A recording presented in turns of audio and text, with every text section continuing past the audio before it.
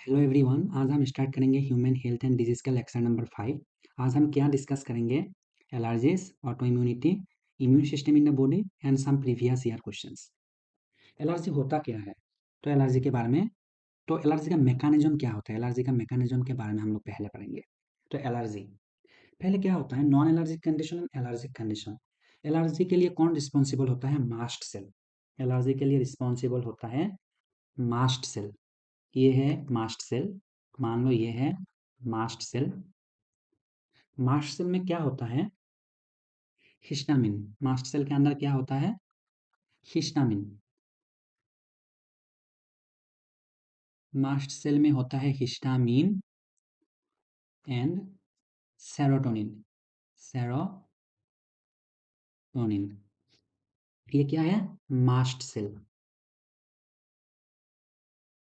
मास्ट cell, mast cell क्या होता है कि इसके लिए रिस्पॉन्सिबल होता है, इन्फ्लामेशन के लिए रिस्पॉन्सिबल है। ये क्या होता है? ये होता है इन्वॉल्व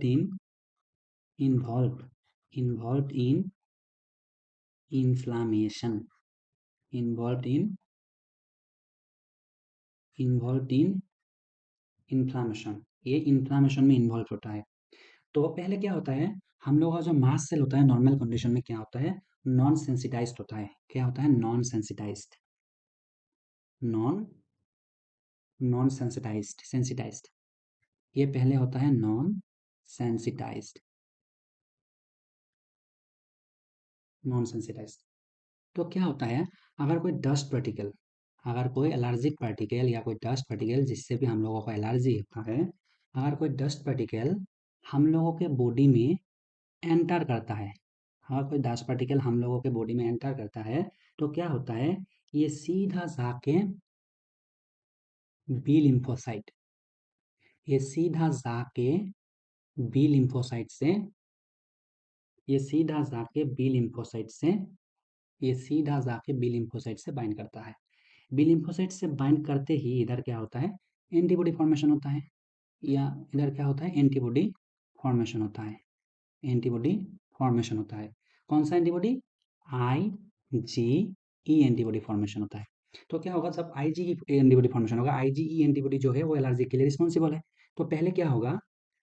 तो मास्ट सेल तो सही, मतलब मास्ट सेल क्या होता है, मतलब ठीक ठाक ही है। मास्ट सेल में कुछ नहीं हुआ है। तो क्या होगा जब सिर्फ आईजी एंटीबॉडी ही फॉर्म हुआ, तब क्या होगा? हम लोगों की बॉडी में एलर्जी होगा, लेकिन इतना सीवियर नहीं होगा, उस टाइम रहेगा, बाद में बॉडी पूरा ठीक हो जाएगा, हम लोग पूरा ठीक हो जाएंगे। लेकिन लाइफ के एक स्टेज में आके क्या होता है, इस लाइफ के एक स्टेज में आके हम लोगों का एक जीन है। क्या है? एक जीन है। ये मान लो एक जीन है। लाइफ के किसी एक स्टेज में ये जीन क्या होता है? एक्टिव हो जाता है। ये जीन एक्टिव हो जाता है। एक्टिव होने के बाद ये प्रोटीन फॉर्म करता है। कौन सा प्रोटीन? जब फॉर्मेशन ऑफ, कौन सा प्रोटीन फॉर्म करता है? Formation of formation of IG binding protein, means antibody, IG antibody binding binding protein. IG antibody binding क्या करते हैं? IG antibody binding protein form करता है। आईजीई बाइंडिंग प्रोटीन फॉर्म करता है। ये प्रोटीन, ये वाला प्रोटीन, आईजी बाइंडिंग प्रोटीन, ये प्रोटीन जाके हम लोगों का जो मास्ट सेल है, वो मास्ट सेल के सरफेस में जुड़ जाता है। ये जुड़ने के बाद क्या होता है? हम लोगों का जो एंटीबॉडी होता है आईजीई, ये एंटीबॉडी जाके ये प्रोटीन में जुड़ जाता है। तो अब क्या होता है, अगर हम लोगों के बॉडी में अगर कोई एलर्जिक पार्टिकल, अगर कोई एलर्जिक पार्टिकल या फिर कोई एलर्जेंस का अगर एंट्री होता है, तो क्या होता है? ये एलर्जिक पार्टिकल सीधा जाके, ये एलर्जिक पार्टिकल ये एलर्जिक पार्टिकल सीधा जाके हम लोगों के बॉडी में, बॉडी, हाँ, ये एलर्जिक पार्टिकल सीधा जाके जो एंटीबॉडी फॉर्म होता है, वो एंटीबॉडी से बाइंड करता है। क्या होता है? अगर हम लोगों के बॉडी में एलर्जिक पार्टिकल या कोई एलर्जेंस एनकाउंटर होता है, अगर एंट्री होता है, वो एलर्जिक पार्टिकल सीधा जाके जो मास्ट सेल के ऊपर लगा हुआ एंटीबॉडी आईजीई होता है, आईजीई होता है, उससे बाइंड करता है। उससे बाइंड करते ही क्या होता है, मास्ट सेल फट जाता है। मास्ट सेल क्या होता है, बाइंड करते ही मास्ट सेल फट जाता है। फटने के बाद क्या होगा, मास्ट सेल के अंदर क्या होता है, मास्ट सेल के अंदर होता है हिस्टामिन। फटने के बाद हिस्टामिन बाहर, फटने के बाद ही हिस्टामिन क्या होता है, फटने के बाद ही हिस्टामिन बाहर आ जाता है। Histamine, histamine and serotonin, histamine and serotonin, histamine and serotonin बाहर आ जाता है। बाहर आने के बाद ही क्या करता है, ये रिस्पॉन्सिबल, हिस्टामिन किसके लिए रिस्पॉन्सिबल होता है, इन्फ्लामेशन के लिए रिस्पॉन्सिबल होता है। इन्फ्लामेशन, आके ही इन्फ्लामेशन करेगा और उसके उसके बाद से क्या होगा, रेडनेस होगा, रेडनेस होगा।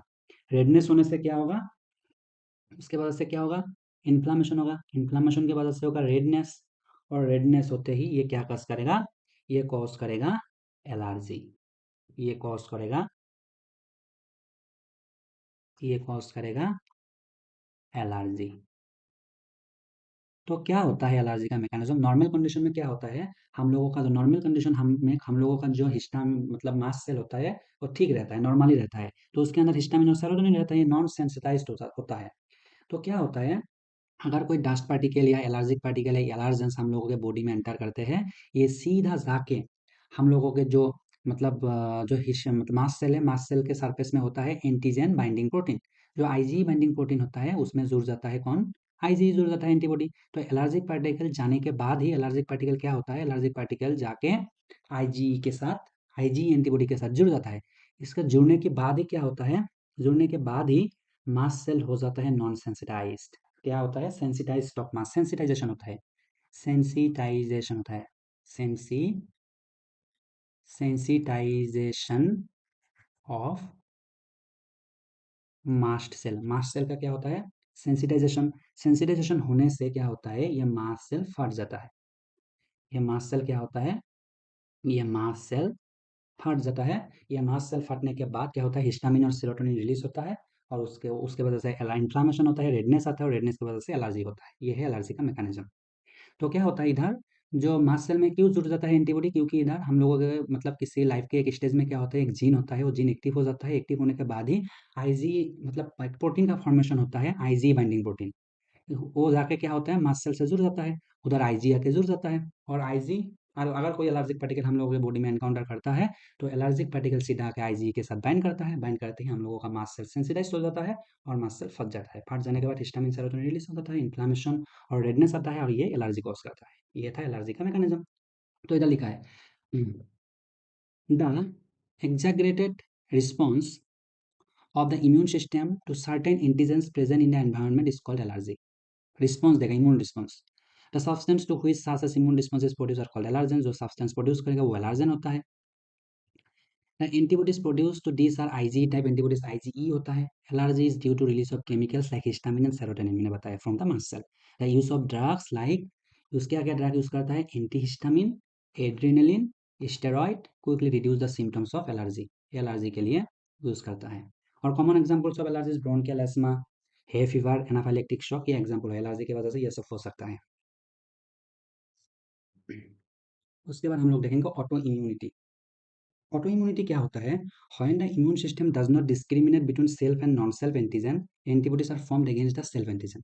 अगर हम लोगों का जो इम्यून सिस्टम क्या करते हैं, अगर कोई एंटीजन आता है तो एंटीजन को मार देते हैं। The overall ability of the host, host का वो एबिलिटी जो किसी फॉरेन पार्टिकल को अंदर घुसने ही नहीं देता है। फॉरेन पार्टिकल अगर बॉडी में एंट्री करता है तो उसको मार देता है। तो क्या होता है, कुछ कुछ वजह से क्या होता है, मतलब बॉडी का इम्यून सिस्टम क्या होता है, डिस्क्रिमिनेट नहीं कर पाता है सेल्फ और नॉन सेल्फ एंटीजन के बारे में, कौन सा पराया है कौन सा अपना है, ये डिस्क्रिमिनेट कर नहीं पाते हैं। इसके वजह से क्या करते हैं, हम लोगों का बॉडी जो है वो सेल्फ, हम लोगों का जो सेल्फ सेल है, सेल्फ सेल के अगेंस्ट ही एंटीबॉडी फॉर्म कर देते हैं, और क्या करते हैं, बॉडी अपना खुद का सेल को मार देते हैं।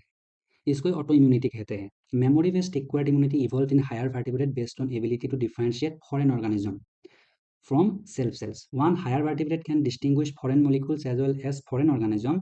Most of the experimental immunology deals with this aspect. To sometimes क्या होता है, फर्स्ट क्या होता है, हायर वर्टिब्रेट डिस्टिंग्विश कर पाता है कि कौन सा अपना है कौन सा पराया है। अगर पराया आया तो मार देता है हमारा इम्यून सिस्टम।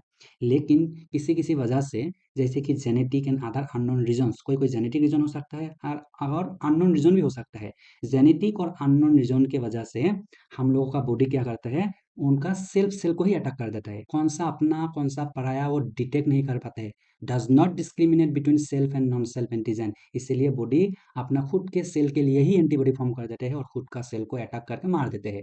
इसके इसी को ही क्या बोलते हैं, ऑटो इम्यूनिटी बोलते हैं। तो ऑटो इम्यूनिटी क्या है, बॉडी अपना खुद को खुद का सेल को ही मार देते हैं। तो अपना और पराया, कौन सा अपना है कौन सा पराया है, सेल्फ और नॉन सेल्फ में भेदभाव नहीं कर पाते हैं। और बॉडी क्या करते हैं, अपना सेल के अगेंस्ट ही एंटीबॉडी फॉर्म कर देते हैं और अपना सेल को ही मार देते हैं। इसको ही ऑटो इम्यूनिटी कहते हैं, ऑटो इम्यूनिटी कहते हैं। Rheumatoid arthritis, which affects many people in our society, is an example of autoimmune disease. ये autoimmune disease का एग्जाम्पल होता है कौन सा, rheumatoid arthritis। अब देखेंगे rheumatoid arthritis। rheumatoid arthritis होता क्या है, mutant IgM attack IgG. Mutant IgM, जो इम्यूनोग्लोबुलिन एम है आईजीएम, ये बदल चुका है, ये म्यूटेंट हो चुका है। वो किसको अटैक करते हैं, आईजीजी को, इम्यूनोग्लोबुलिन जी को अटैक करते हैं। Rheumatoid arthritis commonly affect joints, hands, wrist and knee। किसको अफेक्ट करता है, हैंड्स को and wrist and knees. Treatment of pain and inflammation is heat therapy. Treatment कैसे कर सकते हैं, हीट थेरापी से, physiotherapy. Joint replacement is done in extreme cases. Extreme cases में क्या करते हैं, जॉइंट रिप्लेसमेंट करते हैं। तो रिमेटॉइड आर्थराइटिस होता क्या है वो देखेंगे, कैसे होता है वो। फर्स्ट क्या होता है, ये है बोन। ये क्या है, देखो ये होता है बोन। बोन, ये होता है बोन। बोन के ऊपर ये होता है आर्टिकुलर कार्टिलेज। ये होता है बोन के ऊपर, ये होता है articular articular cartilage. Articular articular cartilage. Okay, किसका होता है, hyaline cartilage. Hyaline, S Y L I N, hyaline, hyaline cartilage. उसके बाद उसके ऊपर होता है साइनोवियल मेम्ब्रेन। ये होता है synovial membrane. Synovial membrane, synovial synovial membrane, जिसमें रहता है साइनोवियल फ्लूइड। और उसके ऊपर है आर्टिकुलर कैप्सूल। ये क्या होता है, आर्टिकुलर कैप्सूल। आर्टिकुलर कैप्सूल जो कि फाइब्रस टिश्यू का होता है। इसका होता है फाइब्रस टिश्यू, फाइब्रस टिश्यू का होता है। क्या होता है, हम लोगों का जो एंटीबॉडी है, फॉर्मेशन क्या, कौन सा एंटीबॉडी फॉर्मेशन होता है, फॉर्मेशन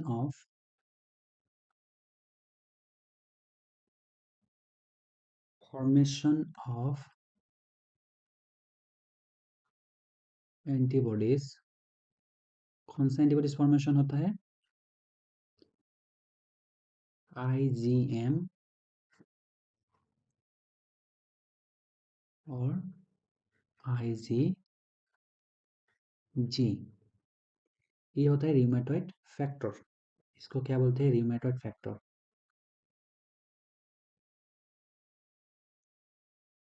रिमेटॉइड फैक्टर ये काम करता है अगेंस्ट, प्रॉब्लम कहाँ जनरेट होता है, साइनोवियल मेम्ब्रेन में। प्रॉब्लम होता है साइनोवियल मेम्ब्रेन में। प्रॉब्लम कहाँ जनरेट होते हैं, साइनोवियल मेम्ब्रेन में। तो क्या होता है, फॉर्मेशन ऑफ एंटीबॉडीज अगेंस्ट, किसके अगेंस्ट एंटीबॉडी फॉर्म होता है, आईजीएम एंड आईजीजी। जो म्यूटेंट आईजीएम अटैक करते हैं आईजीजी को, तो ये अगेंस्ट फॉर्मेशन होता है साइनोवियल मेम्ब्रेन। साइनोवियल मेम्ब्रेन में क्या होता है, तब क्या होता है, साइनोवियल मेम्ब्रेन में क्या होता है, इन्फ्लामेशन शुरू होता है। साइनोवियल मेम्ब्रेन में क्या होता है, इन्फ्लामेशन। साइनोवियल मेम्ब्रेन में होता है इन्फ्लामेशन। साइनोवियल मेम्ब्रेन में होता है इन्फ्लामेशन।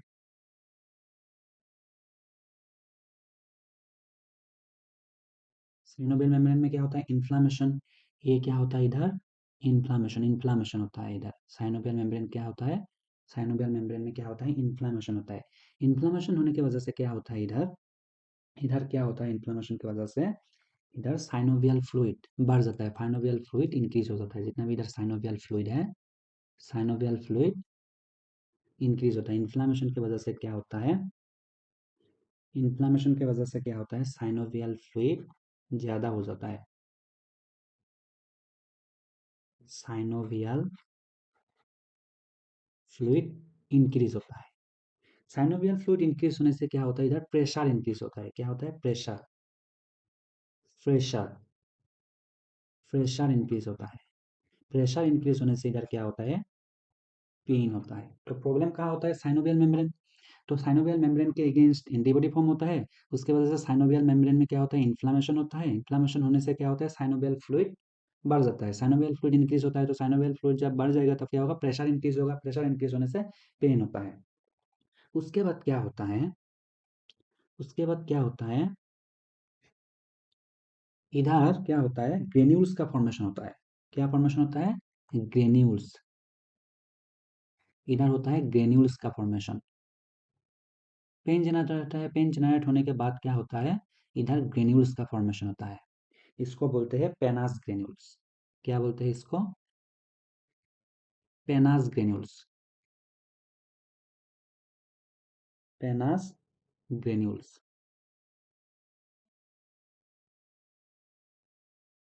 पेनास ग्रेन्यूल्स, पेनास ग्रेन्यूल्स बोलते हैं। ये क्या करते हैं, ये ग्रेन्यूल क्या करते हैं, कार्टिलेज का इरोजन करते हैं। ये ग्रेन्यूल इधर से जाके इधर कार्टिलेज का इरोजन कर देते हैं। इधर कार्टिलेज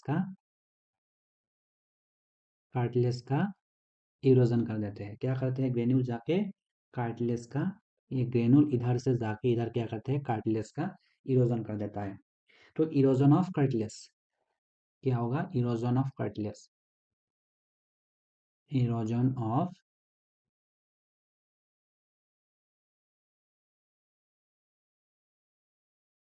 इरोजन ऑफ कार्टिलेज,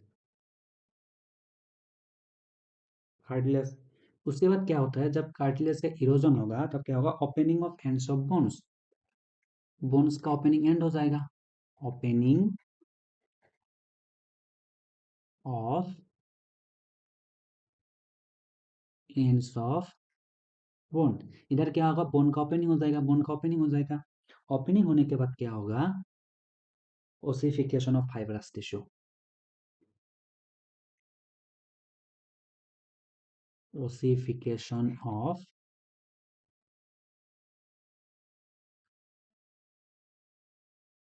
क्या होगा, ossification of fibrous tissue. Bone का क्या होगा, डिफॉर्मिटी स्टार्ट हो जाएगा।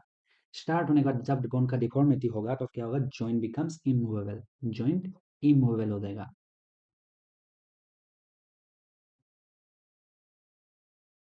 Joint becomes immovable, joint becomes immovable. उसके बाद क्या शुरू होगा, torsion,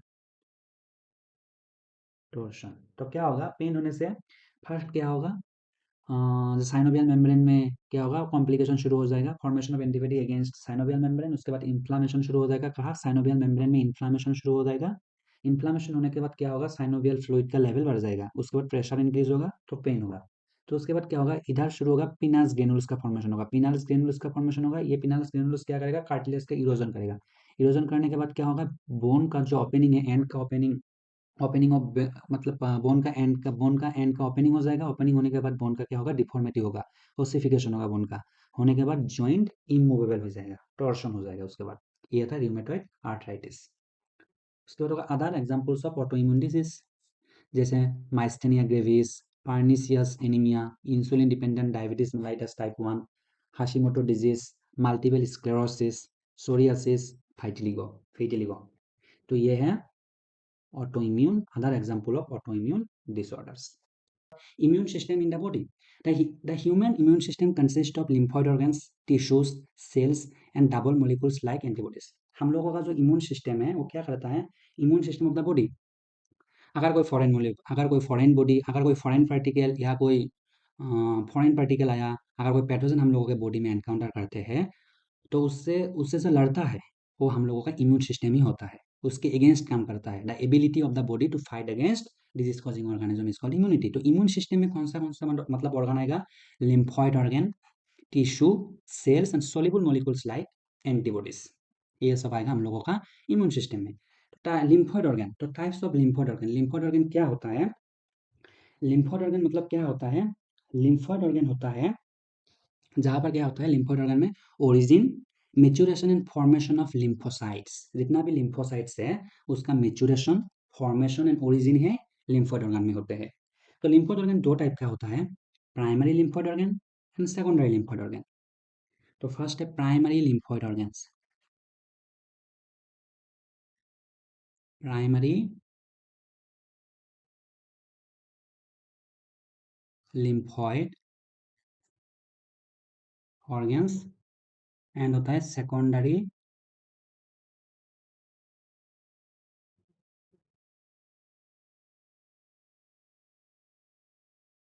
secondary lymphoid, primary lymphoid organs and secondary lymphoid organs. जो प्राइमरी लिम्फोइड ऑर्गन है उसमें क्या होता है, फॉर्मेशन, मेचुरेशन एंड डिफरेंशिएशन। क्या होता है, formation, formation, maturation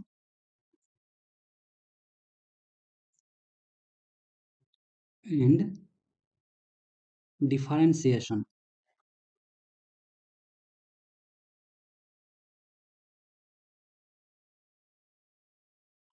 differentiation of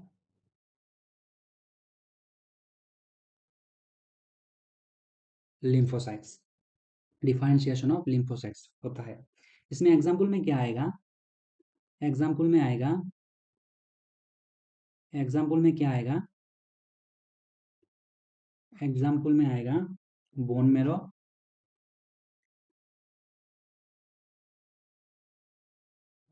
bone marrow and आएगा थाइमस। बोन मेरो में क्या होता है, जितना भी लिम्फोसाइट होता है उसका फॉर्मेशन, मेचुरेशन बोन मेरो में होता है। जितना भी लिम्फोसाइट होता है उसका फॉर्मेशन एंड मेचुरेशन कहाँ होता है, बी लिम्फोसाइट, बोन मेरो में होता है। जितना भी लिम्फोसाइट होता है उसका formation and maturation and differentiation कहाँ होता है, बोन मेरो में। जो थाइमस होता है, थाइमस में, थाइमस में क्या होता है, maturation of T lymphocyte. T lymphocyte का मेचुरेशन कहाँ होता है, वो बोन मेरो में नहीं होता है। Maturation of, maturation of T lymphocyte, T lymphocyte. Thymus में क्या होता है, maturation of T lymphocyte. T lymphocyte का मेचुरेशन, टी लिम्फोसाइट का फॉर्मेशन बोन मैरो में होता है। जैसे कि B lymphocyte and T lymphocyte, B lymphocyte and T lymphocyte का फॉर्मेशन बोन मैरो में होता है। बी लिम्फोसाइट का मेचुरेशन भी बोन मैरो में होता है, लेकिन टी लिम्फोसाइट का मेचुरेशन थाइमस में होता है। टी लिम्फोसाइट का मेचुरेशन कहाँ होता है, थाइमस में। सेकेंडरी लिम्फोइड ऑर्गन क्या होता है, interaction of antigen and antibody.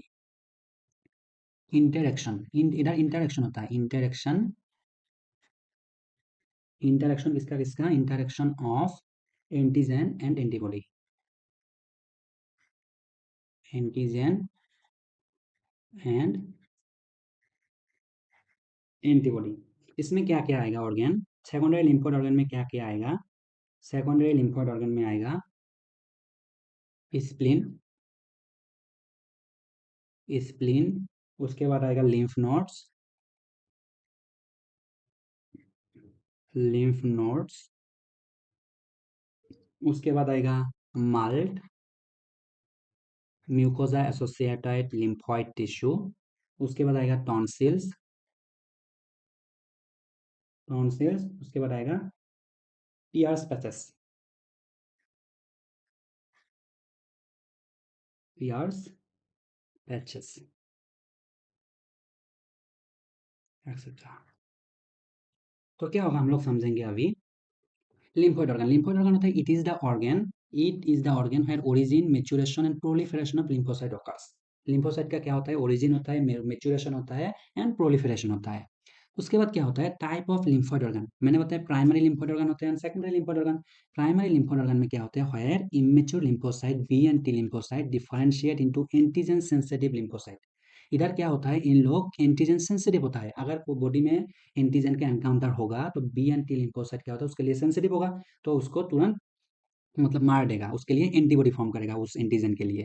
And they acquire specific antigen receptors. And क्या करते हैं ये लोग, ये सब क्या करते हैं, बी एंड टी लिम्फोसाइट क्या करते हैं, स्पेसिफिक स्पेसिफिक रिसेप्टर बनाता है, स्पेसिफिक एंटीजन रिसेप्टर बनाता है। तो प्राइमरी लिम्फोइड ऑर्गन में क्या होता है, बी एंड टी लिम्फोसाइट का डिफरेंशिएट होता है और ये एंटीजन सेंसिटिव होता है। अगर कोई एंटीजन आएगा तो उसके लिए अगेंस्ट एंटीबॉडी बनाएगा। और ये क्या होता है, that is the acquire specific antigen receptor. इन लोगों के पास क्या होता है, एंटीजन के लिए स्पेसिफिक रिसेप्टर होता है।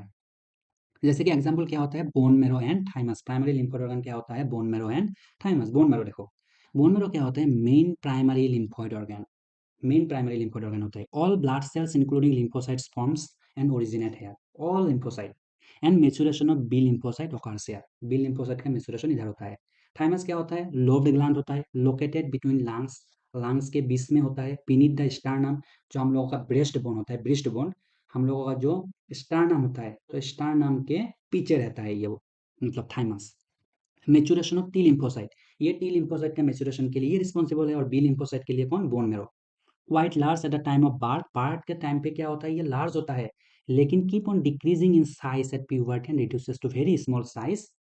Very small size. ये क्या होता है, जो थाइमस ग्लैंड होता है वो बार्थ के टाइम में क्या होता है, लार्ज होता है। लेकिन लेकिन क्या होता है, एज बढ़ने से, अगर एज ज्यादा होगा, अगर keep on decreasing in size at puberty, मतलब एज बढ़ने से इसका साइज डिक्रीज हो जाता है। थाइमस ग्लैंड जो होता है, हम लोगों का जो थाइमस ग्लैंड होता है, थाइमस ग्लैंड ये क्या करता है, ये एक हार्मोन रिलीज करता है, थाइमोसिन हार्मोन। थाइमोसिन हार्मोन ये क्या करता है, जो थाइमोसिन हार्मोन होता है, जितना थाइमोसिन हार्मोन निकलेगा इतना मेचुरेशन होगा टी लिम्फोसाइट का। जितना थाइमोसिन हार्मोन निकलेगा उतना ही टी लिम्फोसाइट का मेचुरेशन होगा।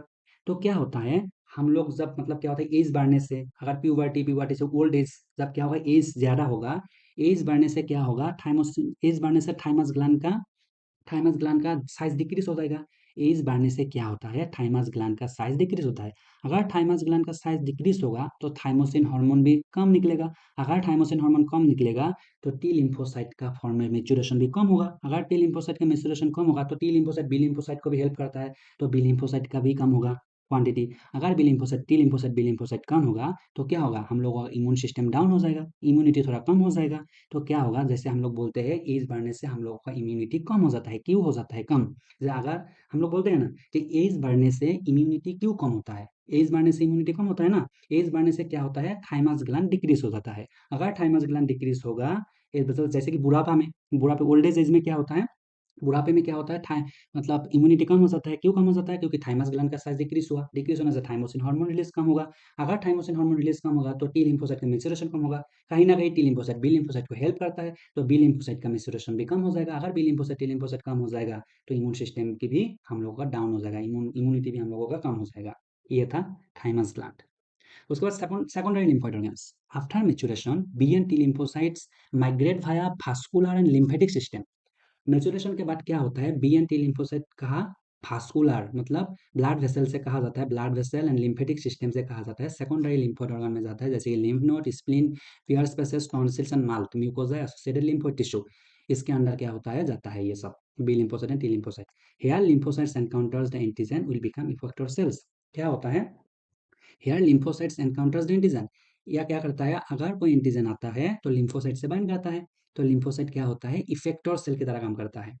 तो स्प्लीन क्या होता है, present just above the stomach, stomach के अबव में रहता है, in upper left side of the abdomen, abdomen के अपर लेफ्ट साइड में। ग्रेवियार्ड ऑफ आरबीसी होता है, blood bank of RBC, large bean shaped organ होता है।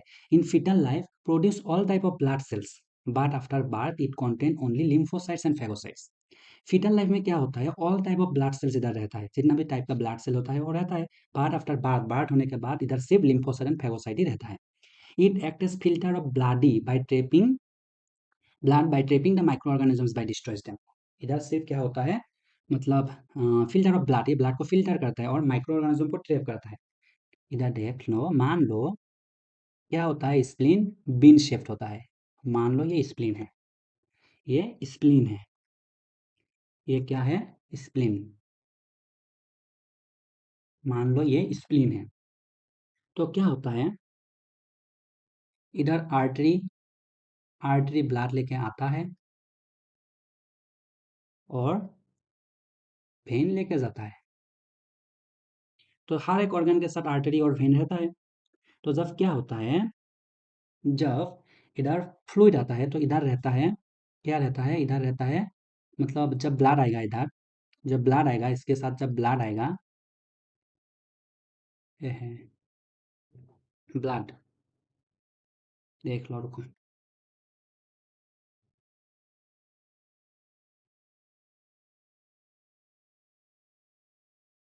ये क्या होता है, स्प्लीन। ये होता है क्या, स्प्लीन।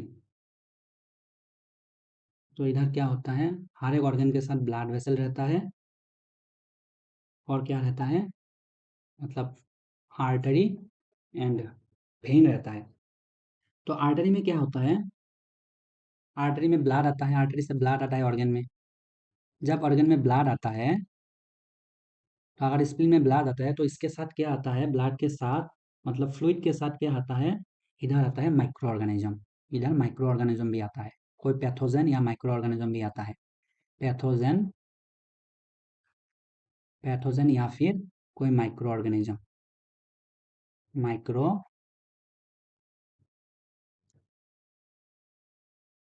इधर क्या आता है, कोई पैथोजन,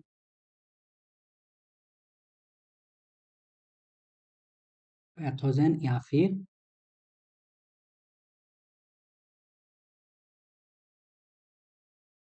माइक्रो ऑर्गेनिज्म आता है। क्या होता है, स्प्लीन में होता है ढेर सारा फेगोसाइट्स। क्या होता है, स्प्लीन, स्प्लीन में रहता है डब्ल्यूबीसी मैक्रोफेजेस। डब्ल्यूबीसी क्या रहता है स्प्लीन में, डब्ल्यूबीसी और मैक्रोफेजेस। क्या करता है डब्ल्यूबीसी और मैक्रोफेजेस, ये करता है पैथोजन को एंगल्फ कर लेता है। एंगल्फ करने के बाद ये वेन से प्योर ब्लड निकाल देते हैं, वेन से प्योर ब्लड निकाल देते हैं। ये इसके लिए इसको बोलते हैं फिल्टर ऑफ, इसके लिए इसको बोलते हैं filter of blood, filter of blood by trapping the micro organism by destroys them. तो अगर आर्टरी से ब्लड आता है तो ब्लड के साथ पैथोजन और माइक्रो ऑर्गेनिज्म भी आता है। स्प्लीन में रहता है ढेर सारा डब्ल्यूबीसी एंड मैक्रोफेजेस। ये डब्ल्यूबीसी और मैक्रोफेजेस क्या करता है, पैथोजन को मार देते हैं, मारने के बाद प्योर ब्लड निकलता है। इसके बाद भी स्प्लीन में क्या होता है, स्प्लीन का एक जगह होता है जिसमें क्या होता है, आरबीसी का स्टोर होता है, आरबीसी का स्टोर होता है। तो इसीलिए स्प्लीन को कहते हैं रिजर्वियर ऑफ आरबीसी या फिर blood bank of RBC. RBC का स्टोर भी स्प्लीन में होता है और आरबीसी का डिस्ट्रॉय भी स्प्लीन में होता है। इसीलिए स्प्लीन को बोलते हैं, इसीलिए स्प्लीन को बोलते हैं, इसीलिए स्प्लीन को बोलते हैं ब्लड बैंक ऑफ आरबीसी और graveyard of RBC. Lymph nodes, lymph nodes क्या होता है, solid structures present at different points in lymphatic system. ये सॉलिड स्ट्रक्चर होता है, जैसे कि मान लो ये एक लिम्फेटिक वेसल है, लिम्फेटिक, ये क्या होता है, लिम्फेटिक,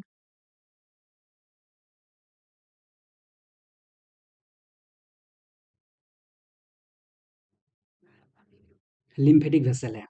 लिम्फेटिक वेसल में ये क्या है, लिम्फ नोड्स, ये होता है लिम्फ नोड्स, लिम्फ नोड्स।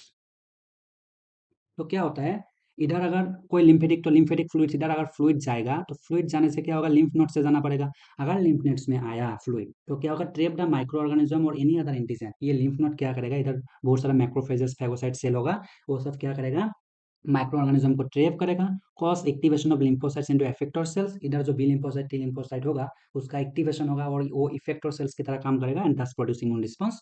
और इम्यून रिस्पॉन्स इधर क्रिएट होगा, और उसको क्या होगा, B lymphocyte and T lymphocyte antigen के अगेंस्ट काम करेगा। तो क्या होगा, लिम्फ नोड्स क्या होता है, सॉलिड स्ट्रक्चर होता है at defined points of lymphatic system.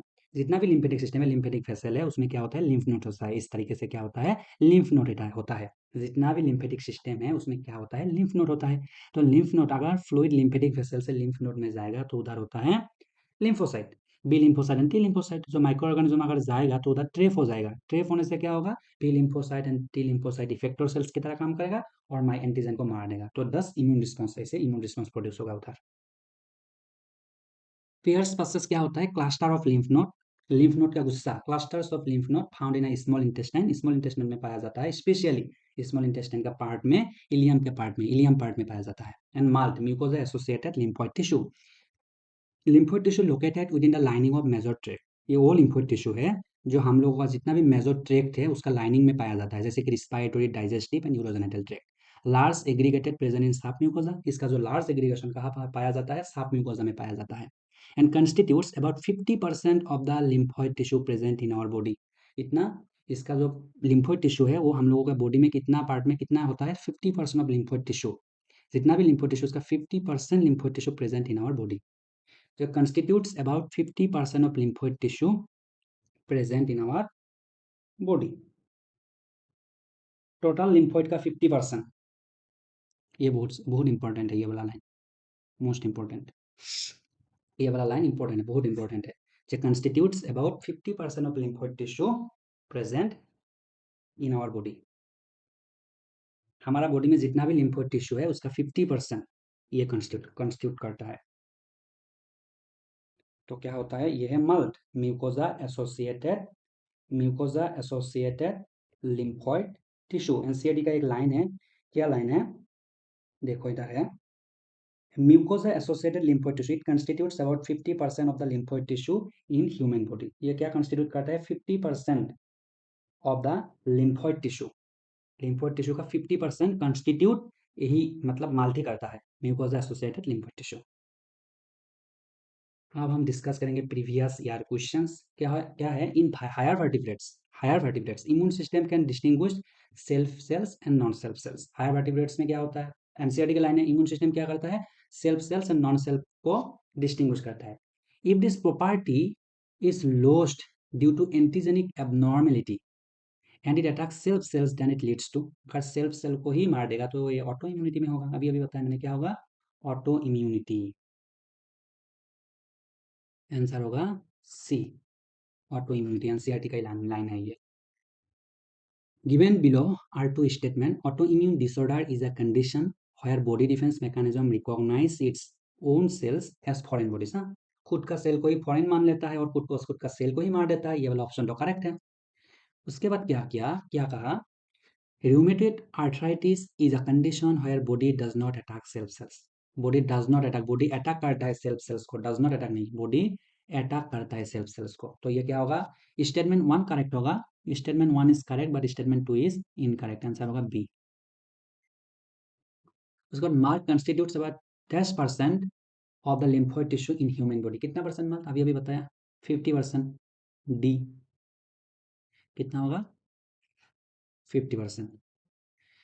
ESMA may be attributed to, asthma मैंने बताया एलर्जिक रिएक्शन होता है, एलर्जी के लिए होता है। उधर एग्जाम्पल में मैंने लिखा है, एस्मा एस्थमा या asthma may be attributed to